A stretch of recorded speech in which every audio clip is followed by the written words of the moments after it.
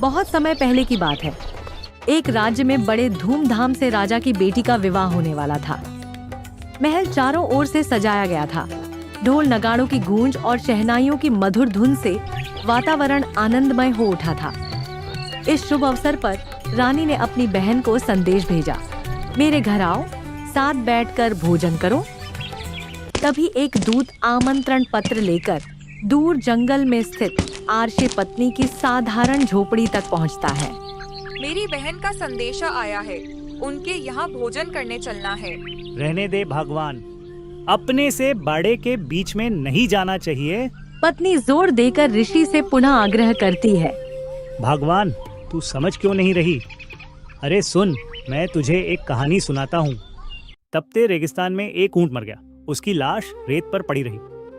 तभी एक गीदड़ वहां आ पहुंचा। उसने ऊंट का शरीर देखा और अंदर घुस गया। अंदर उसे भरपूर भोजन मिला। वह खाते खाते इतना मोटा हो गया कि बाहर निकलने की कोशिश की, पर फंस गया। ऊंट की खाल धीरे धीरे सूखकर पत्थर जैसी सख्त हो गई। गीदड़ चाहकर भी बाहर ना आ सका। दिन बीतते गए, धूप तपती रही, गीदड़ अंदर कैद रहा। आखिर बरसात आई। पानी से ऊंट की खाल नरम हुई। गीदड़ ने पूरी ताकत लगाई और तरह बाहर निकल आया। तभी उसके साथी गीदड़ ने हंसकर पूछा, अरे दोस्त, इतने दिन कहाँ गायब था? दिखाई ही नहीं दिया। कहाँ जाता? अंदर ही फंस गया था।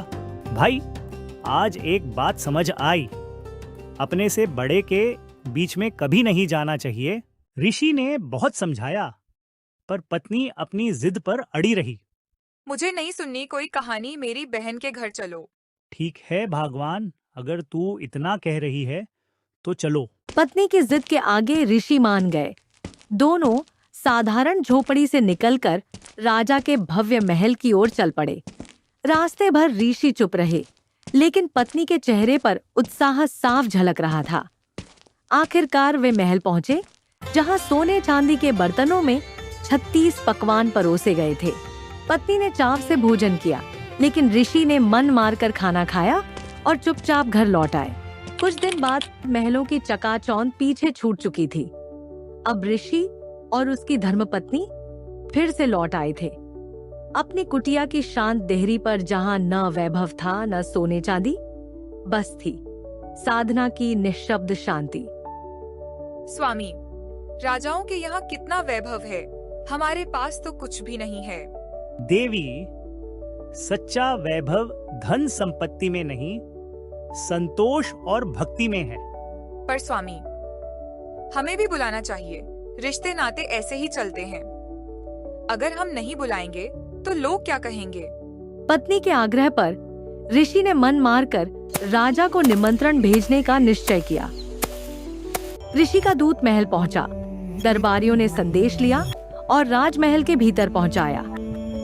राजा ने मुस्कुराकर कहा, वाह, ऋषि ने हमें बुलाने का साहस किया है। अच्छा, अब देखना है वो अपनी छोटी सी झोपड़ी में हमारे लिए किस प्रकार का आतिथ्य करता है। राजा ने घमंड से कहा, अब उस ऋषि को नीचा दिखाऊंगा। हजारों सैनिकों संग चलूंगा। देखता हूँ वह कहाँ से हमें भोजन कराता है। शंखनाद गूंजे, घोड़ों की टापें धरती हिलाने लगी।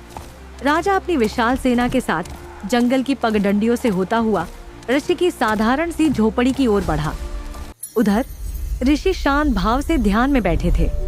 उनकी स्मृति स्वर्गलोक में लगी, जहां से प्रकट हुई दिव्य कामधेनु गाय और उतरा स्वर्णिम महाशिविर। ऋषि ने आकाश से संतों और ऋषि मुनियों को आमंत्रित किया, ताकि अभिमानी राजा और उसकी सेना सच्चे वैभव का दिव्य दर्शन कर सके। राजा गुस्से से तमतमाता हुआ ऋषि की साधारण सी झोपड़ी तक पहुंचा।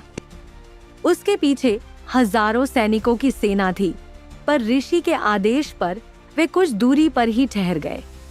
झोपड़ी के सामने राजा और ऋषि आमने सामने खड़े थे, जहां घमंड और धैर्य की पहली टक्कर होने वाली थी। ऋषि, यही है तेरा दरबार? इतनी छोटी सी झोपड़ी में तू मेरे हजारों सैनिकों को कैसे खिलाएगा? राजन, घमंड मत कर।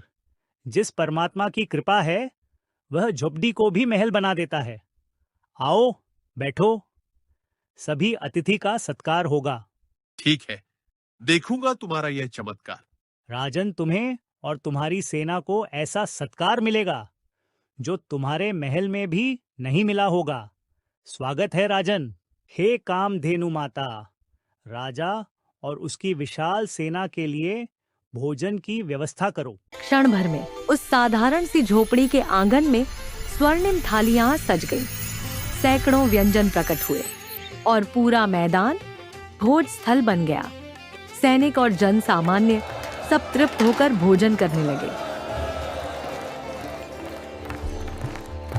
ये सब मेरे सैनिकों के सामने तमाशा कैसा है?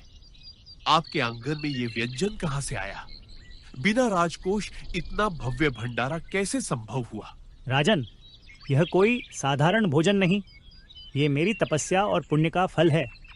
ये थालियां न मेरे हाथों से बनी हैं, न किसी राज भंडार से आई हैं। ये सब कामधेनु गौ माता की कृपा है। वह दिव्य शक्ति से असीम भोजन प्रदान करती है। जिसके पास कामधेनु है उसे कभी भूख, कभी अभाव छू भी नहीं सकता। आह, तो यही है रहस्य, एक गाय और उससे अनगिनत भोजन। ऋषि, यह गौ माता तुम्हारे जैसे सन्यासी के लिए व्यर्थ है। राज्य की जनता भूखी है, युद्ध के लिए अनाज चाहिए। अब यह गाय मेरे राज भंडार की शोभा बनेगी। सैनिकों, कामधेनु को पकड़ लो। अब यह गाय तुम्हारे राजा की होगी। राजन, ठहरो। कामधेनु कोई साधारण गाय नहीं, ये गौ माता स्वयं स्वर्ग से अवतरित हुई दिव्य शक्ति है। इनका स्थान राजमहल नहीं, स्वर्ग में है। इनसे मिला भोजन राजभोग नहीं, पुण्य का प्रसाद है। यदि तुम लोभवश गौ माता को छीनोगे तो याद रखना, गौ माता का अपमान किसी भी साम्राज्य को नष्ट कर सकता है। राज्य धन से चलता है पर टिकता धर्म से है। हा हा हा हा हा। ऋषि, तेरी तपस्या, तेरे पुण्य की बातें मेरे दरबार में नहीं चलेंगी। ये गाय अब तेरे काम की नहीं। तपस्वी का पेट तो भिक्षा से भी भर जाता है, पर राजा को चाहिए राज्य का वैभव, सैनिकों, आदेश का पालन हो। राजन, तुम्हारा लोभ असीम है, पर मेरी आस्था उससे भी बड़ी है। गौ माता, मैं आपकी रक्षा नहीं कर पाऊंगा। आपसे प्रार्थना है, आप इस पृथ्वी को छोड़कर स्वर्ग लौट जाइए। जैसे ही ऋषि ने कामधेनु से कहा, अब आप स्वर्ग चली जाइए, गाय आकाश में उड़ने लगी। यह दृश्य देखकर राजा के मन में क्रोध उमड़ पड़ा। उसने अपने सैनिकों को आदेश दिया, तीर चलाओ। तेज तीर गाय के खुर में जाकर लगा, जिससे गाय का रक्त टपकने लगा। जहां जहां गाय के रक्त की बूंदें गिरी, वहां वहां धरती पर तंबाकू उग गई। लोग उस पौधे को सुखाकर हुक्का और बीड़ी में प्रयोग करने लगे। उन्हें यह ज्ञान नहीं था कि तंबाकू का स्वाद तो भले ही लुभाए, पर यह धीरे धीरे शरीर को खोखला करता है, रोग और मृत्यु की ओर ले जाता है। आज भी संत रामपाल जी महाराज अपने सत्संग में यही समझाते हैं कि 100 नारी जारी करे सुरापान 100 बार, एक चिलम हुक्का भरे डूबे काली धार। तंबाकू और नशा आत्मा और शरीर दोनों का शत्रु है। यह जीव को भटकाकर पाप के मार्ग पर ले जाता है। जो व्यक्ति तंबाकू का त्याग कर सच्चा भक्ति मार्ग अपनाता है, वही वास्तविक सुख और मोक्ष प्राप्त कर सकता है। और इस कथा का निष्कर्ष यही है, खून नाम खून का तमा नाम गाय, 100 बार सौगंध इसे न पिए खाए। तंबाकू खाना गाय के मांस खाने के समान है। क्योंकि तंबाकू की उत्पत्ति गाय के खून से हुई है, इसलिए संत रामपाल जी महाराज की शिक्षा के अनुसार तंबाकू व नशे से दूर रहना ही जीवन को सफल बनाने का मार्ग है। संत रामपाल जी महाराज जी के ज्ञान से संबंधित अधिक जानकारी के लिए हमारे निम्न नंबर पर संपर्क करें 822-2880-541।